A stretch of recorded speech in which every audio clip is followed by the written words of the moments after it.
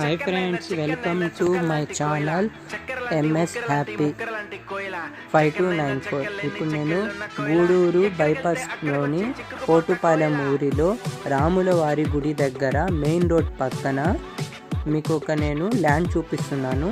చూడండి, పోటుపాలెం దగ్గర ఇది మొత్తం వచ్చి 20 అంకణాలు ఫ్రెండ్స్.